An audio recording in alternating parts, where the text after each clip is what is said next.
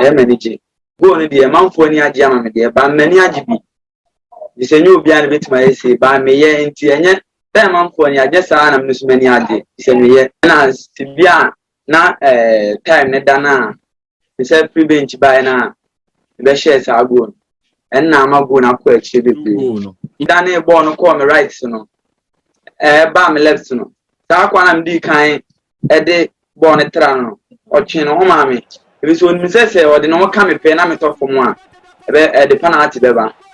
ebi se ne ya de Kenya first penalty ama ya bo ama na sei enti second one no mu pese be happy bi mu nti bi am si je ball am de wura mu fi no say ni patre na me wura de no o me left side no ono o chin no ka ka ma me se me hwe video na hu to chin no by the no so be take me second one na do ka on for na obetna ase no ono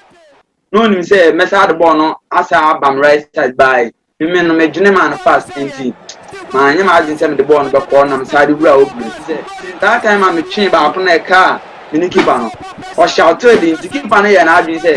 ene ye me be hang na me dwane de e be ya din say betimi abobo na shinti ene ye on cover that side was say na ma ni ampie no a wata pressure and I'm smedjune man fast and I'm sad born ko bi men ntina ma keeper no atop from sa na yes anka keeper bia e be chi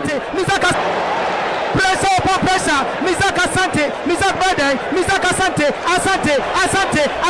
Misaka Asante what you want to know Misaka Asante hey Borike